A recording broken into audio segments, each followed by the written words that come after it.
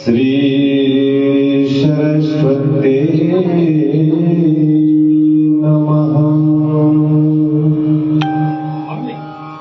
माता पितृचरण कमलेभ्यो नमः।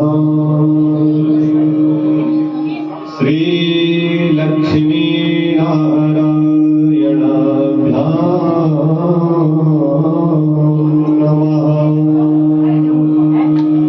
ॐ भूर्भुवस्सुवः श्री भवानी शंकराभ्यां नमः। मंगलम भगवान विष्णु मंगलम गरुड़ध्वजः मंगलम पुंडरीकाक्षः मंगलायतनो हरिः। मंगलम भगवान शंभो मंगला वृषभध्वजः मंगलम पार्वतीनाथ मंगलायतनो हरः। सर्वमंगलमांगल्ये शिवे सर्वार्थसाधिके शरण्ये त्र्यंबके गौरी नारायणी नमोस्तुते। गुरुर्ब्रह्मा गुरुर्विष्णु गुरुर्देवो महेश्वरः गुरुर्साक्षात् परब्रह्म तस्मै श्री गुरुवे नमः। मूकं करोति वाचालं पंगुं लंघयते गिरिं यत्कृपातमहं वन्दे परमानन्दमाधवम्।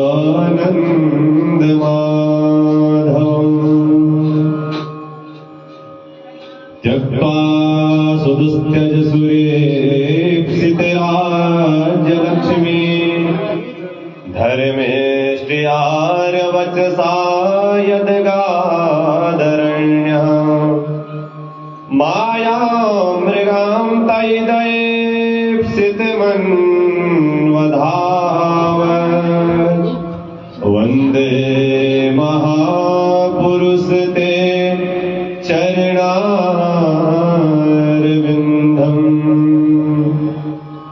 कृष्णाय वासुदेवाय हरये परमात्मने प्रणतक्लेशनाशाय गोविन्दाय नमो नमः। राधा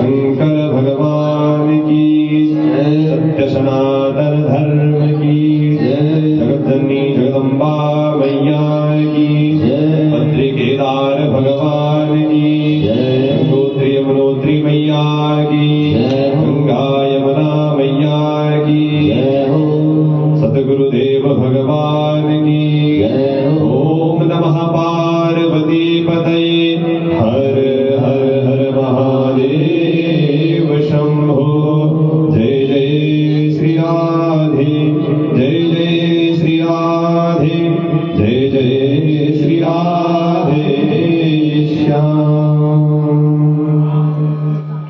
आइए मन और वाणी को पवित्र करते हुए अपने मन को भगवान के चरणों में लगाने का प्रयास करें। हर श्वास में हो सुमिरन तेरा, हर श्वास में हो सुमिरन तेरा, यूं बीत जाए जीवन मेरा। हर श्वास में हो सुमिरन तेरा, यूं बीत जाए जीवन मेरा। हर श्वास में हो सुमिरन तेरा, यूं बीत जाए जीवन मेरा। हर श्वास में हो जीवन मेरा, यूं बीत जाए जीवन मेरा। तेरी पूजा करते बीते सांझ सवेरा, तेरी पूजा करते बीते सांझ सवेरा, यूं बीत जाए जीवन मेरा, यूं बीत जाए जीवन मेरा। हर सांस में हो सुमिरन तेरा, यूं बीत जाए जीवन मेरा। हर सांस में हो जीवन तेरा, यूं बीत जाए जीवन मेरा। नैनों की खिड़की से तुमको पल पल में निहारूं, नैनों की खिड़की से तुमको पल पल में निहारूं, नैनों की खिड़की से तुमको पल पल में निहारूं, नैनों की खिड़की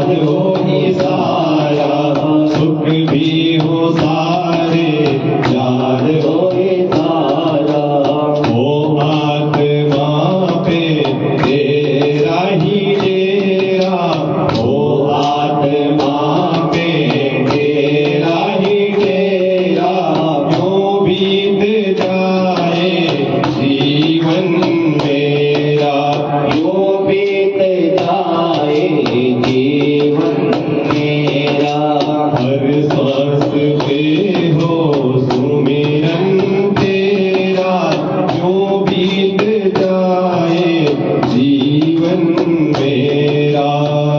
सांस में हो जीवन मेरा, यूं बीत जाए जीवन मेरा, यूं बीत जाए जीवन मेरा, यूं बीत जाए जीवन मेरा, यूं बीत जाए जीवन मेरा, यूं बीत जाए जीवन मेरा।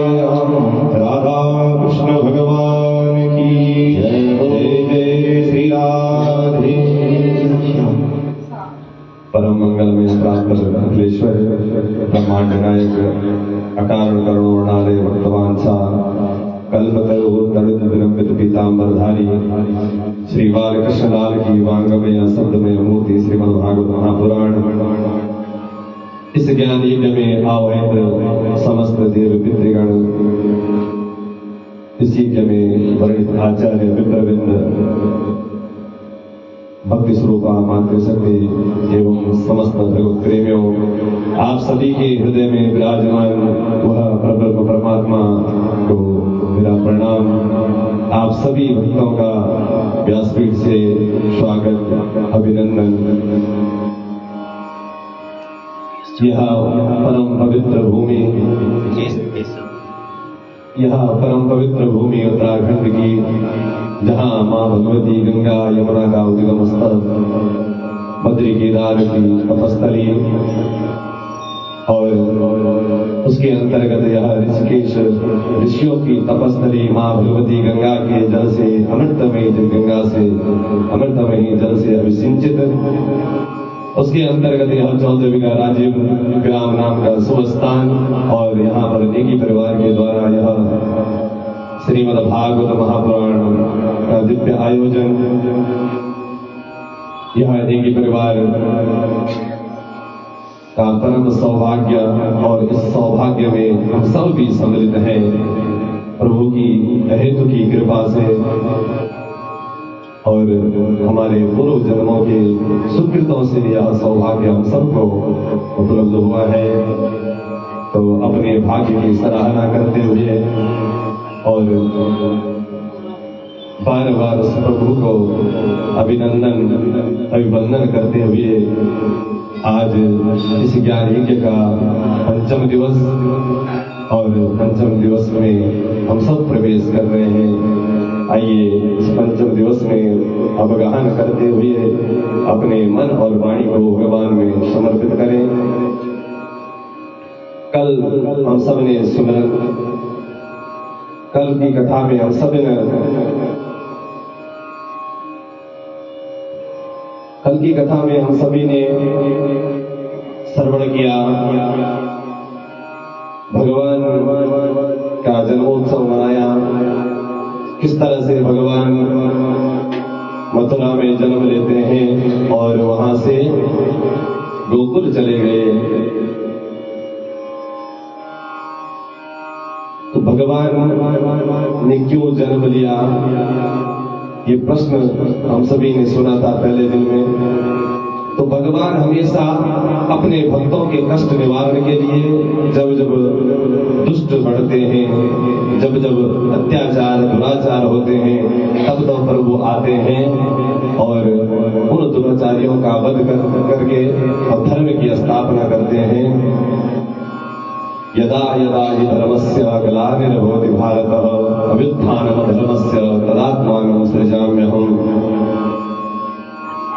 भगवान फिर से जो है उस धर्म की फिर से स्थापना करके और फिर अपने स्वधाम को चले जाते हैं।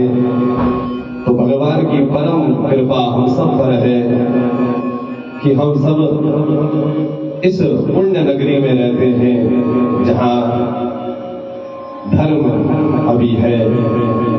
महाराज यहाँ से यदि नीचे की ओर चले जाएं तो वहाँ केवल जो है भोग विलास की व्यवस्था है, लेकिन धर्म के नाम पर कुछ भी नहीं। और यदि भारतवर्ष से बाहर जाएं तो वहाँ तो कहना ही क्या है। महाराज तो हम सब का परम सौभाग्य है, पहले तो हमें मनुष्य शरीर मिला और उसके साथ में इस पुण्य भारतवर्ष में हम सभी का जन्म हुआ, जहां इतने दिव्य भक्त हुए हैं जो सभी हमने श्रवण किए, प्रहलाद जैसे और ध्रुव महाराज, अम्बरीश जैसे अनेकों जो राजा होने पे भी राज ऋषि कहलाए और राजा का भोग ऐसा छोड़ा जैसे कोई तिनके को त्याग देता है और भगवान की भक्ति में लीन रहे।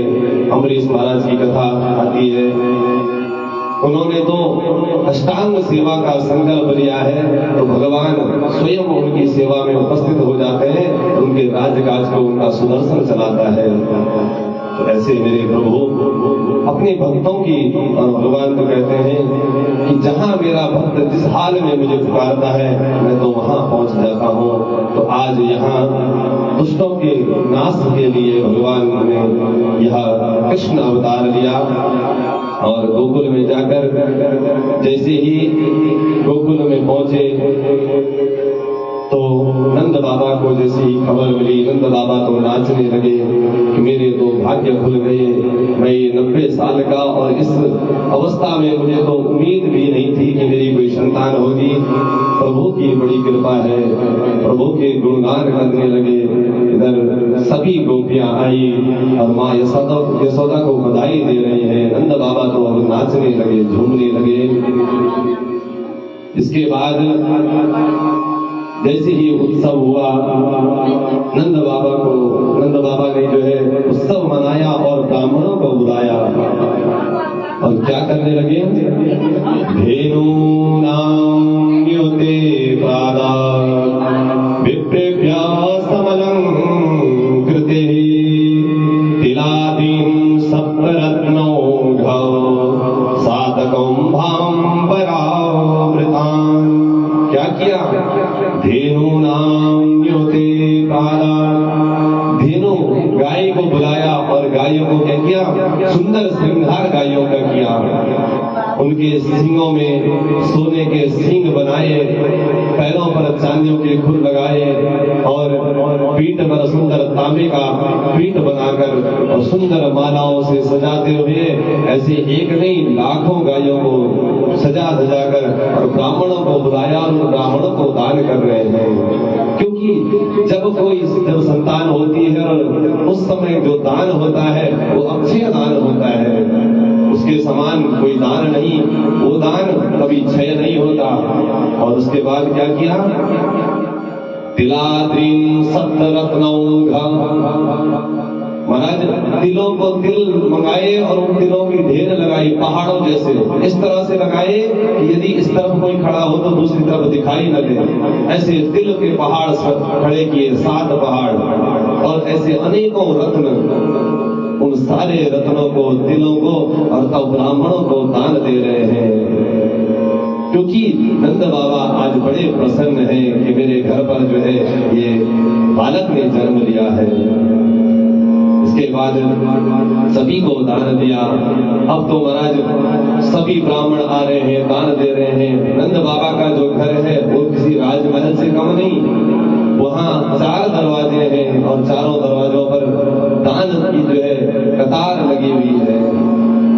कहीं चांदी बट रहा है, कहीं सोना, कहीं हीरे और कहीं जेवरात। इस तरह से सभी दान दे रहे हैं। अब महाराज जैसे ही दान लेकर आ रहे थे ब्राह्मण, तो रास्ते में देखा एक ब्राह्मण ने कहा कि आज तो नंद बाबा खूब दान लुटा रहे हैं। तो बोले तुम्हें क्या मिला? एक ने कहा कि मुझे तो ये चांदी के सिक्के मिले हैं। अरे बोले चांदी? तो मैं तो सोना लेकर आ रहा हूँ। बोले कहाँ से? बोले वहीं मिल रहे थे। बोले कौन से दरवाजे पर गए आप? बोले मैं तो 2 नंबर पर गया। बोले 1 नंबर पर तो सोना मिल रहा था, वो चांदी वहीं छोड़ा और सोने के लिए चले गए। इस तरह से जो है ब्राह्मण अपनी इच्छा के अनुसार दान ले रहे हैं। हो भी क्यों ना, लक्ष्मी पति आए हैं महाराज, वहाँ लक्ष्मी की कमी होगी क्या? इसलिए मनाना है ना तो लक्ष्मी पति को मनाइए। लक्ष्मी के पीछे जो भागता है वो कभी चैन नहीं लेता, और जो मेरे गोविंद के पीछे चलता है वो कभी दुखी नहीं होता। उसके सब कुछ सारे भंडार भर जाते हैं। प्रभु को देते नहीं देखा, लेकिन झोली भरी देखी। ऐसे दयालु मेरे प्रभु हैं। तो ऐसे करके ब्राह्मणों ने दान लिया, उत्सव मनाने लगे। उत्सव जैसे ही समाप्त हुआ, उसके बाद नंद बाबा को स्मरण हुआ कि मुझे कंस पे कर देने जाना है। और महाराज यहाँ तो उत्सव चल रहा था, इधर कंस के पास चले तो कंस क्या, कंस तो वहां बड़ा दुखी है। देखा वो अष्टभुजा रूप में प्रकट हुई अम्बा, और उस अम्बा ने क्या कहा कि हे कंस, तेरा काल जन्म ले चुका है। और ये सब जब माँ देवकी और वसुदेव ने सुना, उन्होंने प्रणाम किया भगवती को। अम्बा सांभवि चंद्र मौलिरबला पर्णा उमा पार्वती काली हेमवती शिवा त्रिनयनी कात्यायनी भैरवी सावित्री नवयौवना शुभकरी साम्राज्य लक्ष्मी प्रदा चिद्रूपी परदेवता भगवती श्री राजराजेश्वरी।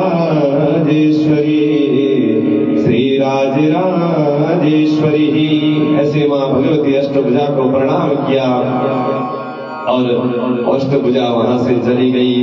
इधर कंस का चैन उड़ गया। कंस गया तो कहने लगा कि बोले ऐसा करो, जितने भी बालकों ने जन्म लिया है उन सबको मारो, और अपनी सेना को तैयार करने लगा। और सेना जैसी ही तैयार होने लगी, इधर जो कंस के मुख्य मंत्री थे वो सब आए। बोले महाराज, ये शोभा नहीं देता, आप बालकों की हत्या के लिए सेना लेकर जाएंगे तो महाराज आपकी क्या अपकीर्ति करेगी, आप इस बारे में सोच रहे हैं? बोले ऐसा नहीं हो सकता, ये उचित नहीं है। तब तक पूतना आई महाराज। पूतना ने कहा, इस सेविका आपकी सेवा में उपस्थित है। और देखिए, क्योंकि भाई बालक जो है पुरुष से पहले स्त्री के पास जाना चाहते हैं, और मैं बालकों को अच्छी तरह से अपने पास बुला सकती हूँ। तब जाकर बोले, कंस ने कहा कि तुम क्या कर सकते हो बताओ। बोले मैं अपने स्तनों पर कालकूट नाम का जहर लगाऊंगी, और जितने भी अभी नवजात शिशु हैं उन सबको मृत्यु के घाट उतार दूंगी। ये बात कंस के दिमाग में समझ में आ गई बात। कंस जो है, कंस ने कहा ठीक है पूतना तुम जाओ। इधर यहाँ से पूतना चली और गोकुल की तरफ जहाँ भी आसपास जो सारे बच्चे थे सभी को मृत्यु के घाट उतार रही है। वहां से नंद बाबा आज कर देने के लिए, जो वार्षिक कर था उस देने के लिए यहाँ पहुंचे मथुरा में, और उन्होंने वार्षिक कर जैसे ही दिया। गोपान गोकुल रक्षायां निरूप्य मथुरां गतः नंद कंसस्य वार्षिक्यं करं दातुं कुरुद्वः। और वहां कंस को कर दिया, प्रणाम किया। बोले महाराज थोड़ा विलंब हो गया। कंस ने कहा कोई बात नहीं। और उसके बाद ये नंद बाबा से मिलने गए वसुदेव, और जैसे ही नंद बाबा के पास जाते हैं रुदन करते हैं। देखिए, ऐसा नहीं कि हम प्रसन्न हैं तो मित्र का दुख हमें दिखे नहीं। नंद बाबा के परम मित्र हैं वसुदेव, और वो उन्हें पता है कि वसुदेव जी की संतानें जितनी भी हुई सारी कंस ने मार दी, तो मेरे जो एक संतान उसका सुख क्या होगा जब इनकी 8 संतानें मारी गई हैं। और आज बड़े दुखी हैं।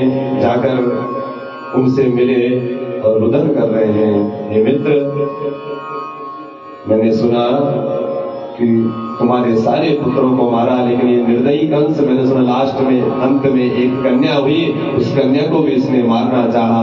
अब वो तो तुम्हें छोड़कर वो कन्या भी चली गई। अरे बोले नंद नंद ऐसा क्यों सोचते हो? अरे बधाई हो, तुम्हारे घर में तो लाला हुआ है। अरे ये सब बातें छोड़ो, देखिए ये है मित्रता। वो अपना कष्ट छुपा रहे हैं और उनकी खुशी में शामिल हो रहे हैं, और जो दूसरा मित्र है वो अपनी खुशी को छुपाकर उनके कष्ट में शामिल हो रहे हैं, उनके दुख में सम्मिलित हो रहे हैं। तो ऐसा जो है मित्रता ऐसी होनी चाहिए जो केवल अपनी खुशी न देखे बल्कि सामने वाले अपने मित्र के बारे में भी सोचे। तब इधर तो नंद बाबा को तो सब पता है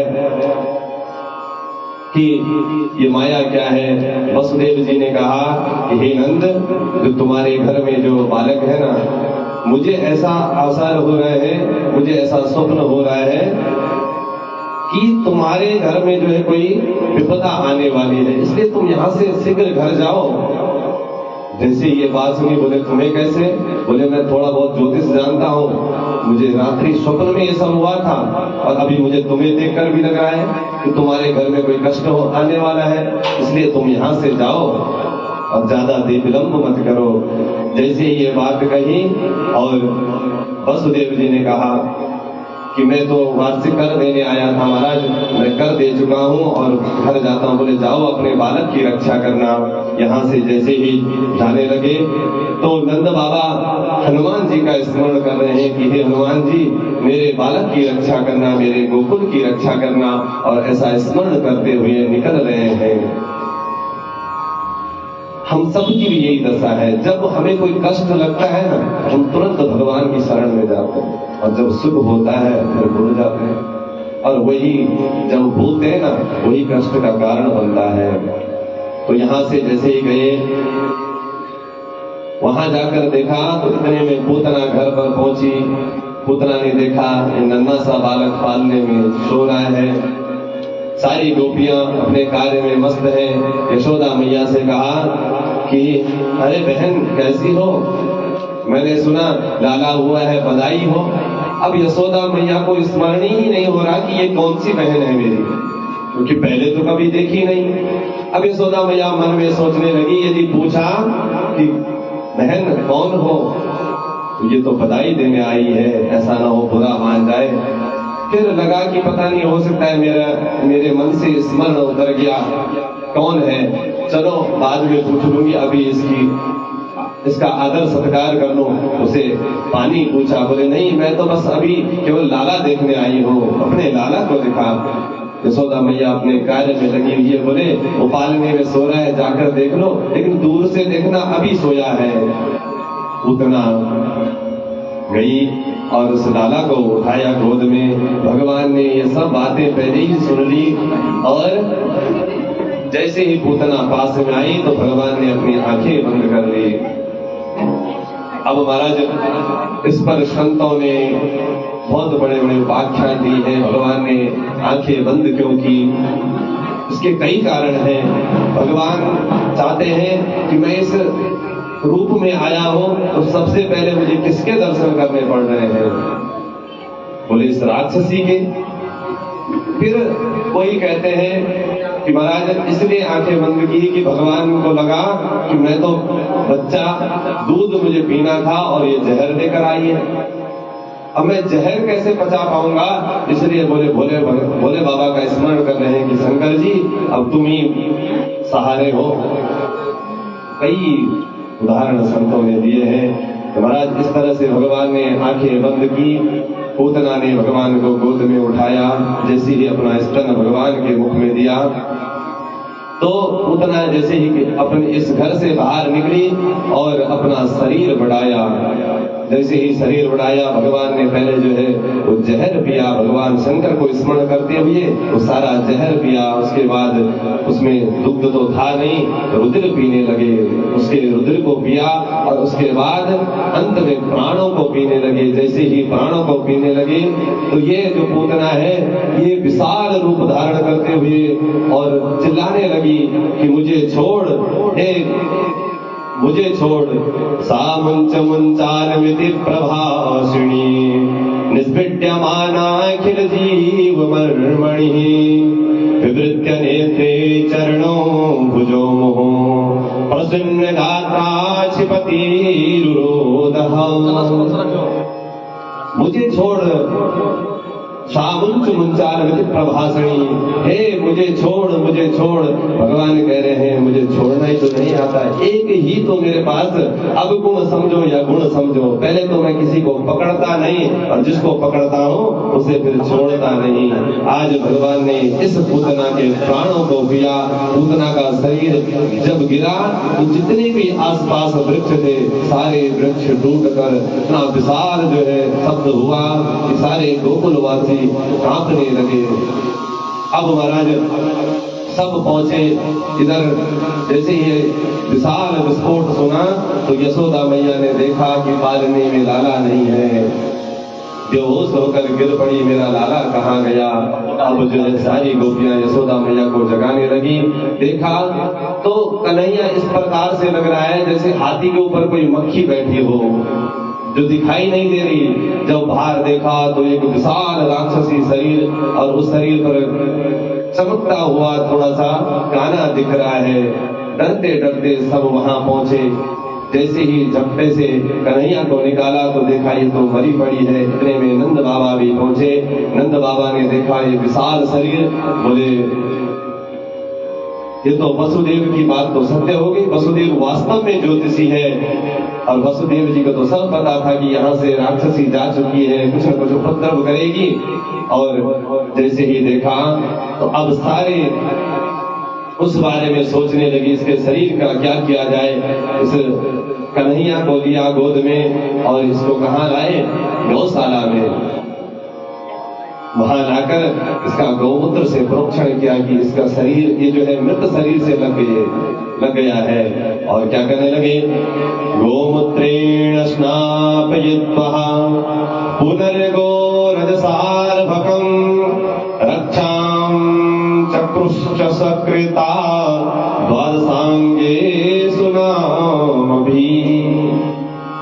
गौमूत्र से भगवान का प्रोक्षण किया, फिर गोमय लगाया और भगवान के नामों से ही भगवान को पवित्र कर रहे हैं। इसीलिए कहते हैं भगवान का नाम बड़ा पवित्र है, जो भगवान को भी भगवान की भी रक्षा कर रहे हैं।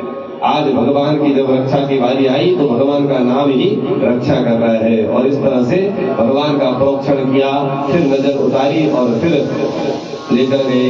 ये जो इस पूतना का शरीर था इसे नंद बाबा ने कहा कि ऐसा करो, विशाल शरीर को कहीं ले जाया नहीं जा सकता, इसके टुकड़े करो, इसके अलग अलग टुकड़े किए महाराज।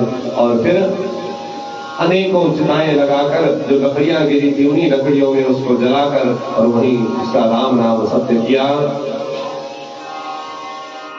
इधर जब वो जली महाराज तो उसके शरीर से बड़ी सुगंध आई। अब परीक्षित महाराज ने पूछा कि सुखदेव भगवान ये तो पापनी है और है, बोले जो देखो एक भी कार्य इसका अच्छा हो। पहले तो कुल खराब जहाँ की राक्षस कुल में पैदा हुई, दूसरा एक गुण अच्छा था कि स्त्री बनी, स्त्री में ममता होती है, लेकिन ये तो शिशुओं को मारने वाली, इसकी ममता भी गई। और फिर कहा कि बोले चलो खान पान ही अच्छा हो, चलो जन्म कहीं और किसी घर में हुआ हो वो अपने हाथ में नहीं, लेकिन कर्म तो अपने हाथ में महाराज। तो इसके जो है कर्म भी अच्छे नहीं। रुधिरासन क्या पीती है, रुधिर पीती है, रक्त पीने वाला कभी अच्छा नहीं हो सकता। चलो हृदय ही अच्छा हो जाए। तो ये मारने के भाव से आई थी महाराज। बोले इसका तो एक भी गुण इसमें है नहीं, तो बोले ये इसके शरीर से ऐसी सुगंध क्यों। तब महाराज सुखदेव जी कहते हैं कि मेरे प्रभु तो बड़े दयानिधि है, जिसके शरीर का स्पर्श प्रभु से होते हुए प्राण छूटे हो वो शरीर कभी दुर्गंध कैसे दे सकता है। ऐसे मेरे कृपालु दयानिधि और प्रभु। और तब जाकर ये बात कहकर परीक्षित महाराज बड़े प्रसन्न हुए। बोले इस पापनी को भी भगवान ने बहुत उत्तम गति दी। अहो वकीयम स्तनकालगूटम जिघांसयापाय यदप्यसाध्वी लेभे गतिं धातृचितां ततोऽन्यं कं वा दयालुं शरणं व्रजेम। इसको वो गति दी महाराज जो जब जो है यशोदा मैया और देवकी मैया यहाँ से गई, उनको जो स्थान देना था वो स्थान इस पापनी को पहले ही दे दिया प्रभु ने। ऐसे दया निधि है प्रभु। बस तो सोचिए, जब इस पापनी को भगवान इस पर दया कर सकते हैं, तो हम तो ऐसे पापी नहीं हैं। बस कमी है तो हमारी शरणागति की। इसलिए बताओ, कितना भी समय मिले, 1 घड़ी, आधी घड़ी, 10 मिनट, 5 मिनट, 20 मिनट, उसका सदुपयोग करें। जब भगवान के सामने बैठे तो केवल भगवान का बनकर बैठे, ज्यादा ना हो 2 मिनट बैठे, लेकिन उस समय घर बार छोड़ दें। सभी अपने घर में पूजा पाठ करते हैं, पर अब ऐसा नहीं कि वहां फोन लेकर गए, अपने पोते को भी बगल में बिठा दिया, तो महाराज कहां से पूजा कहां से होगी, ध्यान तो पोते पर रहेगा।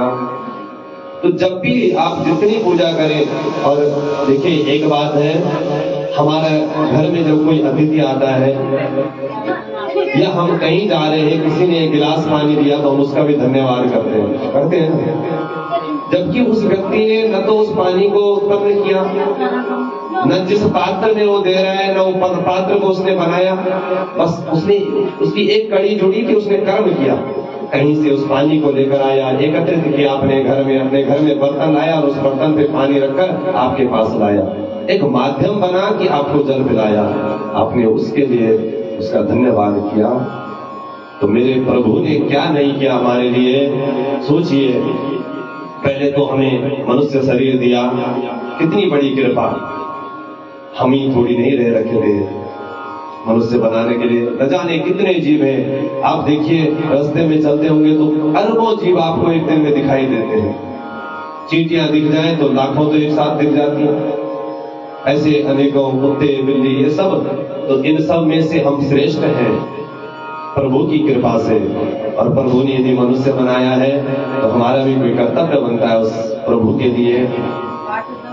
जो भी प्रभु ने हमें दिया है, जितना भी हमारे पास है, देखो किसी से तुलना कभी किसी की नहीं हो सकती। और इस दुनिया में जो आया है, सभी के पास कुछ न कुछ गुण है और कुछ न कुछ दुर्गुण है। सर्वगुण संपन्न मेरे प्रभु के सिवा कोई नहीं है। पूर्णमदः पूर्णमिदं पूर्णात् पूर्णमुदच्यते पूर्णस्य पूर्णमादाय पूर्णमेवावशिष्यते। पूर्ण मेरे प्रभु के सिवा कोई नहीं है, बाकी सब अपूर्ण है। और उसी अपूर्णता को पूर्ण करने के लिए प्रभु के पास जाना चाहते हैं हर कोई। तो वह पूर्णता कैसे पूर्ण होगी? जब हम प्रभु का सानिध्य लेंगे, प्रभु के पास जाएंगे। तो आज हम सबको ये विचार करना चाहिए, प्रभु ने जो शरीर दिया है, जो हमारे पास जो भी भौतिक व्यवस्थाएं दी हैं, उन सारी व्यवस्थाओं को प्रभु के साथ समर्पण कर दें, प्रभु के पास समर्पित कर दें। अपने घर में कुछ भी बने, कुछ भी नई वस्तु आए, सबसे पहले भगवान को अर्पण करें। आप नए वस्त्र लाए, कहीं से आया, प्रभु को दिखा दीजिए कि प्रभु आपके लिए पहनना। भोग तो हम ही ने करना है भाई। यहाँ पर जो कुछ भी अभी आप देख रहे हैं मंडप में चढ़ा हुआ है, इससे हमको प्रसाद में बटेगा और हम सब ने, लेकिन जो हमारा भाव था चढ़ाने का, वो भाव प्रभु ने लिया और उसी भाव के कारण वो प्रसाद बन गया। जो भोग सामग्री थी वो प्रसाद बन गई। तो प्रसाद जब बन जाता है, उसमें सारे जो दुर्गुण होते हैं वो समाप्त हो जाते हैं, उसमें सदगुण बन जाते हैं सब। जो भी हमारे पास जो भी वस्तु आए, और कह रहे हैं ना, प्रभु ने कहा कि मैं जो है धातुओं में कांचन हूँ, लेकिन कलयुग भी कह रहा है कि स्वर्ण में मैं हूँ। तो घर में कैसा भी धन आया हो, कैसे धन से वो वस्तु आई है, क्या आई है, हमें नहीं पता, लेकिन यदि प्रभु को निवेदित कर दिया तो बस वो अमृत बन गया। अपने घर में जो भी बने, सबसे पहले प्रभु को रखें। जो भी हो, प्रभु भाव के भूखे हैं, लेते कुछ नहीं। अरे सारी सृष्टि तो प्रभु ने दी है, हम क्या उसे दे सकते हैं? हमारा तो बस इतना ही है कि बस समर्पण कितना है। जैसे यदि पिता अपने बच्चों के लिए कुछ सामग्री लेकर आता है, माना 2 बच्चे हैं घर पर, दोनों को बराबर दिया, और एक बच्चा ऐसा है उसने जो है निकाला और पापा को देना शुरू कर दिया, पिताजी आप भी लीजिए। अब क्या करेंगे पापा? उस बच्चे को उठाएंगे और उसी को अपने हाथ से उसे खिलाना शुरू कर देंगे। स्वतः ही ये एक प्रवृत्ति स्वतः ही हो जाएगी, ऐसा नहीं है उस बच्चे से ज्यादा प्रेम है, लेकिन वो जो अपने हाथ से खिलाया उसका एक अलग ही प्रेम झलकेगा। और एक बच्चे ने सीधा सामान लिया और अपने कमरे में दौड़ गया। अंतर कितना, दोनों ने वही वस्तु खाई, लेकिन एक को भगवान, एक को पिता अपने हाथों से खिला रहे हैं, तो वह इतना ही अर्पण है। हम कुछ वस्तु लाते हैं, एक ने सीधा उठाया और कपड़ा पहन लिया, कुछ खाद्य सामग्री आई और खाना शुरू कर दिया। एक ने जो है भगवान के सामने रखा है, प्रभु तेरी दया से, तेरी कृपा से ये आया है, आप पहले स्वीकार करो और फिर मैं इसे पाऊंगा। इतना सा यदि भाव बन जाए तो चलते फिरते भजन हो गया। भजन कुछ अलग से नहीं करना पड़ता, बस इतना सा कर लो तो भजन हो गया। आदत बुरी सुधार लो, बस हो गया भजन, बस हो गया भजन। आदत बुरी सुधार लो, बस हो गया भजन, बस हो गया भजन। मन की तरंग मार लो, बस हो गया भजन, बस हो गया भजन। आदत बुरी सुधार लो, बस हो गया भजन, बस हो गया भजन। आए हो तुम कहाँ से और कहाँ जा रहे हो, मन से यही विचार लो, बस हो गया भजन, बस हो गया भजन। आदत बुरी सुधार लो, बस हो गया भजन, बस हो गया भजन। कोई तुम्हें बुरा कहे सुनकर करो क्षमा, कोई तुम्हें बुरा कहे सुनकर करो क्षमा। वाणी के स्वर सुधार लो, बस हो गया भजन, बस हो गया भजन। आदत बुरी सुधार लो, बस हो गया भजन, बस हो गया भजन। नेकी सभी के साथ में बन जाए तो करो, नेकी सभी के साथ में बन जाए तो करो। मत सिर बधी का भार लो, बस हो गया भजन, बस हो गया भजन। आदत बुरी सुधार लो, बस हो गया भजन, बस हो गया भजन। मन की तरंग मार लो, बस हो गया भजन, बस हो गया भजन।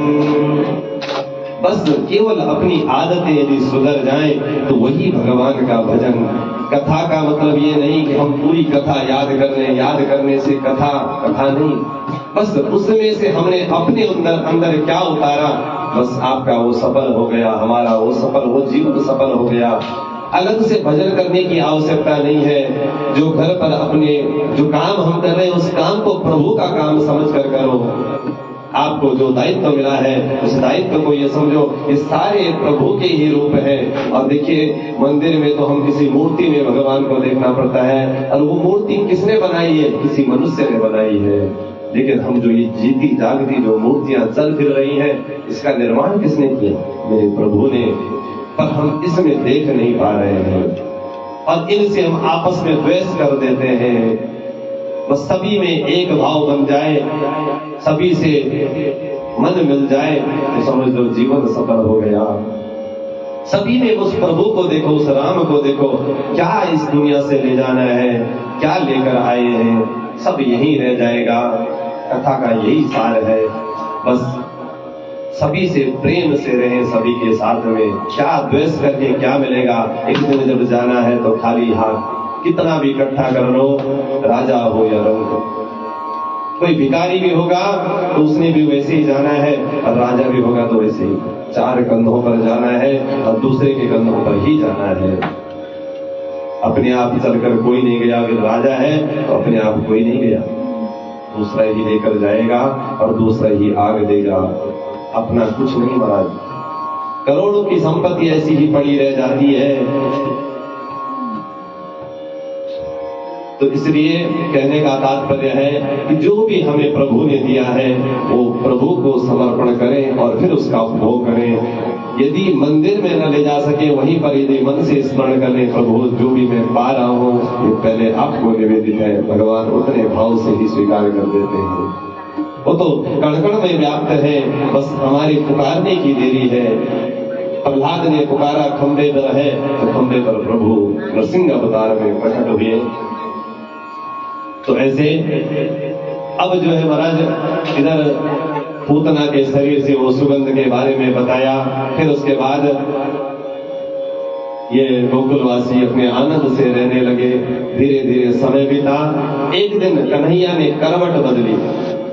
अब महाराज जैसे करवट बदली तो यहाँ फिर से जो है बधाइयां बजने लगी। अरे जो है कन्हैया ने तो आज करवट ली है, सारी गोपियां आती हैं। अब तो वहाँ नित्य उत्सव, और हो भी क्यों नहीं, जहाँ मेरे प्रभु रहते हैं वहाँ नित्य उत्सव ही होता है। और वहाँ नित्य उत्सव होने लगा। उस समय महाराज जैसे ही उत्सव हो रहा था तो भगवान को एक पालने में रखा हुआ था। सभी अपने झूम रहे थे। इतने में तृणावर्त आया। तृणावर्त ने जो है भगवान को वहां से ले जाना चाहा, और भगवान एकांत में है। तृणावर्त आया एक हवा का रूप में, और वो जो है चक्रवात के रूप में आया और हवा में भगवान को लेकर गया आसमान की ओर। अब जैसे ही भगवान को लेकर गया तो भगवान ने अपना वजन बढ़ाया, अपने को भारी किया। अब ये तृणावर्त सोचने लगा कि ये इतना सा बालक और इतना भारी क्यों हो रहा है।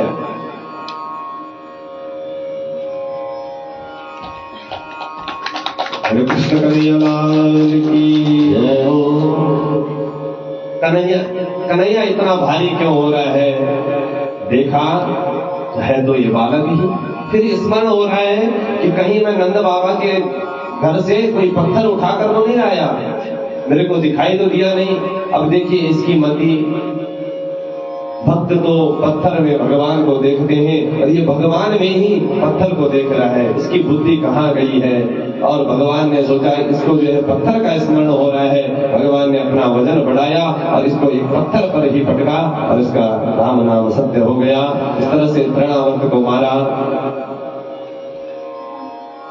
एक सट्टासुर नाम का दैत्य आया। ये सब जो है एक एक करके कंस भेज रहा है मारने के लिए। इन सभी का उद्धार भगवान कर रहे हैं। अब एक दिन जो है गर्गाचार्य जी यहाँ मथुरा में आए, वसुदेव जी से मिले। वसुदेव जी कह रहे हैं, अरे गुरुदेव आपको तो सब पता है, हमारी संतानें गोकुल में पल बढ़ रही हैं, लेकिन उनका विधिवत संस्कार हो मैं ये चाहता हूँ। और मुझे लगता नहीं वहां तो केवल उत्सव में ही लगे हैं। वो यादव उन्हें तो पता ही नहीं कि ये हो क्या रहा है। इसलिए आप जाकर उनका नामकरण संस्कार कीजिए। इधर गर्गाचार्य कहने लगे, यदि मैंने नामकरण संस्कार किया तो ऐसा न हो कि कंस को पता लगे, और क्योंकि मैं जो हूँ गर्गः पुरोहितो राजन यदो नाम सुमहातपः, कि मैं जो हूँ यदुवंशियों का पुरोहित हूँ, और मैंने यदि उनका नाम संस्कार किया तो कंस को लग जाएगा कि ये भी जो है नंद का, ये जो है वसुदेव का बेटा है। वो नंद का न समझकर वसुदेव का बेटा समझेगा और उन्हें मार न दे। बोले आप कुछ ऐसी सुक्ति करो, ऐसी रणनीति अपनाओ कि जिससे वो मान जाए और उनका जो है नामकरण संस्कार। बोले ठीक है, मैं जाकर देखता हूँ। इधर जैसे ही गर्गाचार्य पहुंचे गोकुल में, नंद जी से मिले। बोले नंद जी बधाई हो, मैंने सुना आपकी इस बुढ़ापे में संतान हुई है। बोले सब आपका आशीर्वाद है, संतों का प्रसाद है प्रभु, भगवान की कृपा है, हमारी क्या संतान आप ही की है प्रभु। ऐसे होते हैं उदार दिल। बोले क्या नाम रखा बच्चों का? बोले बच्चों का नाम, अब जो है नंद बाबा ने कहा नाम क्या होता है? अरे बोले जैसे तुम्हें नंद देकर पुकार रहे हैं तो बच्चों का भी तो कोई नाम होगा। बोले महाराज अभी तो सोचा नहीं। बोले कब रखोगे? समय होता है, बच्चे बड़े हो गए। तो बोले ऐसा करो गुरुदेव आप ही नाम रख लो। बोले नहीं नहीं, मैं नहीं रख सकता, क्योंकि मैं यदुवंशों का आचार्य हूँ और मैं नहीं चाहता कि मेरी वजह से आपके बच्चे जो है संकट में पड़े। और क्योंकि तुम्हारी आदत है, तुम्हारे यहाँ तो बच्चा करवट बदले तो तब भी उत्सव होता है, तो नामकरण है तो नामकरण संस्कार है तो पूरी दुनिया को पता लगेगा। बोले महाराज जैसा आप निर्देश करेंगे वैसा ही होगा। बोले तो देखो यदि मैंने करना है तो ऐसा करेंगे, गौशाला में इनका नामकरण करेंगे और अपनी धर्मपत्नी को और अपने बच्चों को बुलाना, अन्य कोई नहीं होगा। बोले ठीक है, मान गए बात। इधर ये बात जैसे ही यशोदा मैया को बताई तो यशोदा मैया ने कहा कि ऐसे उनसे ही क्यों कराना है नामकरण? बोले हम ठीक धूमधाम से करेंगे ना। बोले नहीं देवी, वो बहुत ज्ञानी पुरुष है और ज्ञानी के हाथ से यदि नामकरण होगा तो हमारे बच्चे भी बहुत ज्ञानी होंगे। मान गई यशोदा मैया, पर लेकिन मन में एक खटका है कि वास्तव में ये ज्ञानी है कि नहीं।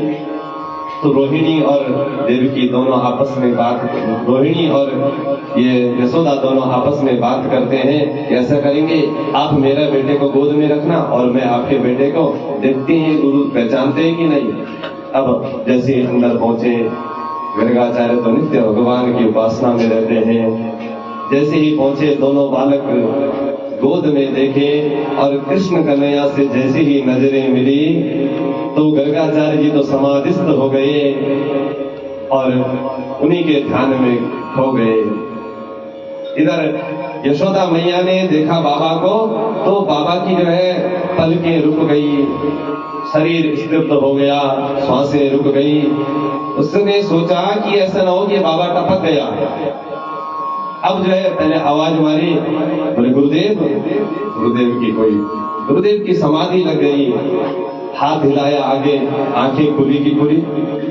रोहिणी से कहा अरे बहन मुझे लग रहा है ये तो बाबा गए, ये तो अशुभ संकेत हो गया। हम अपने बच्चों का नामकरण करना चाहते थे और ये तो कुछ और ही हो गया। फिर पकड़े बाबा की दोनों भुजाएं और माँ ने हिलाया तो बाबा ने कहा हाँ हाँ बोलो। बोले क्या कर रहे हो बाबा? मुझे लगा कि नहीं नहीं। बोले मैं नाम सोच रहा था। बोले बाबा मैं तो डर ही गई थी, आप ऐसा कैसे नाम सोच रहे थे? इतने में तो मेरे प्राणांत हो जाते कि ये कैसा अशुभ शकुन हो गया।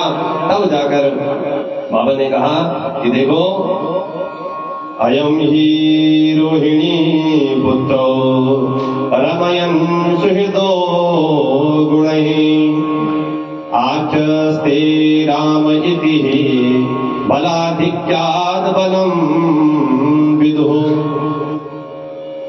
हे यशोदा, जो तुम्हारी गोद पर ये बालक है ना, अयम ही रोहिणी पुत्रो, जैसे ये बात सुनी तो यशोदा मैया की आंखें खुल गई। बोले वास्तव में, और अब जो अंदर में जो एक शंका थी वो निवृत्त हो गई। तुरंत दंडवत प्रणाम किया। बोले गुरुदेव आप धन्य हैं, मैं तो आप पर ऐसे ही शक कर रही थी। हाँ ये रोहिणी का ही पुत्र है। बोले रमयन् सुहृदो गुणैः, इसमें राम भगवान के जैसे गुण होंगे, लेकिन क्या बलाधिक्यम बलम विदु, ये बहुत बलशाली होगा, इसलिए इसका नाम बलराम है। इसका नामकरण हो गया बलराम। और बलराम भगवान की। अब जो है कृष्ण कन्हैया की बारी आती है। गर्गाचार्य सोचते हैं कि क्या नाम बोलो मेरे प्रभु के, ये तो इनको तो अनेकों नाम हैं, पर कुछ तो बोलना पड़ेगा। फिर जो है प्रागयं वसुदेवस्य क्वचिज्जातस्तवात्मजः वासुदेव इति श्रीमान् अभिज्ञासं प्रचक्षते। बोले बताओ प्रभु क्या नाम है मेरे लाले का, बताओ ना। बोले बहूनि सन्ति नामानि रूपाणि च सुतस्य ते गुणकर्मानुरूपाणि वेदनो जनः, बोले इसका एक नाम नहीं है, बहूनि संति नामानि। बोले जैसे जैसे ये कर्म करेगा, गुण कर्मान रूपाणी, जैसा इसका रूप है, कोई इसको काला कलोटा बोलेगा तो कुछ देर बाद माखन चोरेगा तो लोग चोर बोलेंगे, कोई नटखट बोलेगा। बोले बहूनि संति नामानि, इसके बहुत सारे नाम होंगे। तो बोले एक तो बता दो। बोले अभी इसका नाम हम कृष्ण रखते हैं। अब यशोदा मैया बोलना चाहती है कृष्ण, बूढ़ी अवस्था, कृष्ण बोलना सरल नहीं है। अब जैसे बोले कृष्ण, बोले ये कृष्ण क्या है, ये तो बोला भी नहीं जा रहा। कोई किसान बोलता है, अब कृष्ण बोलना सरल नहीं है। जिसकी जीभ अच्छे से स्पष्ट बोलती हो वही कृष्ण बोल सकता है। तो बोले मैं तो कन्वा बोलूंगी, माँ ने आज अपनी तरफ से नाम रख दिया। बोले मैं तो कन्वा बोलूंगी और ये कृष्ण उष्ण मेरी समझ में नहीं आता। बोले कृष्ण कन्हैया लाल की। इस तरह से दोनों प्रभुओं का नामकरण हुआ। और इधर जैसे ही नामकरण हुआ तो महाराज अब भगवान थोड़ा बड़े हो गए, तो भगवान को जो है अब थोड़ा चलना फिरना भगवान का शुरू हो गया। इधर भगवान शंकर को स्मरण हुआ कि मैं अपने प्रभु का एक बार दर्शन तो करूं, अपने आराध्य का दर्शन तो करूं। तो दर्शन के लिए आना चाहते हैं, लेकिन भगवान का भेष तो अमंगल है, दिखने में तो बड़े अमंगल दिखते हैं। भगवान शंकर है मंगलकारी, लेकिन गले में सर्पों की माला, कानों में बिच्छू कुंडल, इस तरह से अमंगल भेष देखकर अब जैसे ही पहुंचे गांव में, नंद भवन का पता पूछते हैं। जैसे ही उधर पास में आए, यशोदा मैया से मिले, यशोदा मैया से कहा कि मुझे अपने लाला के दर्शन कराओ। बोले हे बाबा, बस तुम्हें जो चाहिए, हीरे जेवरात जो चाहिए यहीं पर बोलो, मैं अभी लाकर देती हूँ, लेकिन उधर मत जाना बाबा। आपको देखकर तो मेरा बेटा, मेरा लाला डर जाएगा। बाबा ने कहा मैं केवल उस बालक को देखने के लिए आया हूँ और मेरी कोई इच्छा नहीं है। बहुत जिद करी, लेकिन यशोदा मैया एक नहीं मानी। बोले बाबा तुम्हें जो चाहिए वो ले लो, लेकिन नहीं। जब नहीं मानी यशोदा मैया, बाबा वहीं पास पहुंच गए और एक वृक्ष के नीचे बैठ गए समाधिस्थ। इधर जैसे ही कृष्ण कन्हैया को पता हुआ कि बोले बाबा के दर्शन मुझे भी करने थे और वो भी मेरा दर्शन करना चाहते हैं, लेकिन माँ तो ऐसी है, वो अपने बच्चे को ऐसे किसी के हाथ में जाने नहीं देगी। भगवान ने विलाप किया, रोने लगे भगवान। अब यशोदा मैया दुग्ध पान कराना चाहती है, दुग्ध पान कराया, बहुत सारे खिलौने दिए, बहुत प्रयास किया चुप कराने का, लेकिन भगवान तो अब चुप नहीं हो रहे हैं, ऐसा विलाप कर रहे हैं। फिर रोहिणी भी आती है, बहुत प्रयास करती है। फिर रोहिणी पूछती है कि हुआ क्या बहन? बोले पता नहीं, मैं तो बाहर गई थी, बाबा आया था, उस बाबा ने कहा कि मुझे लाला को देखना है, कि मैंने उसे भेज दिया और जब से वहां से अंदर आई हूँ तब से ये रो ही रहा है। बोले देखो कुछ हो तो नहीं गया इस लाला को, ऐसे करते हैं उस बाबा के पास चलते हैं, उस बाबा से पूछते हैं, शायद वो कोई उपाय जानता हो।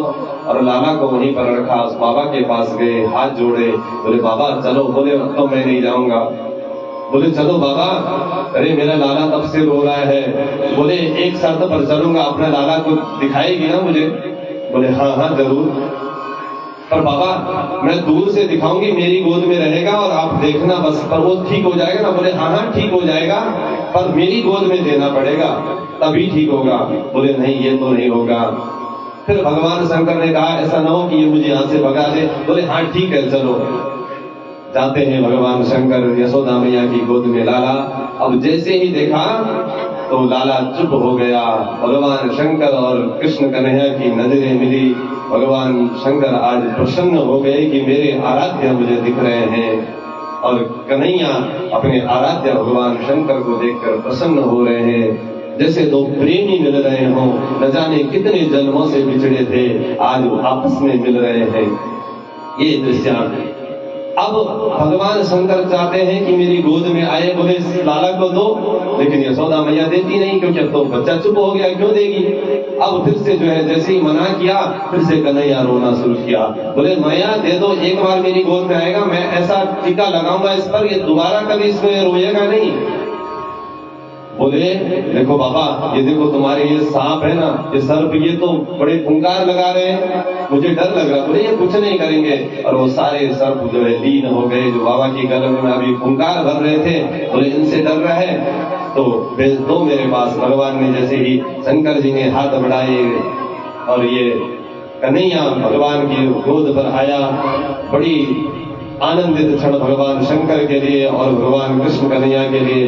भगवान शंकर की समाधि लग गई, भगवान शंकर ने अपने शरीर से भस्म निकाली और उस लाला को एक टीका लगाया। बोले जाओ, तेरा लाला आज के बाद इसको किसी की नजर नहीं लगेगी। और ऐसा दिव्य दर्शन वहां पर। उसके बाद भगवान शंकर वहां से चले गए और इधर माँ अपने बालक के साथ बड़ी प्रसन्न है। धीरे धीरे लाला बड़ा होने लगा और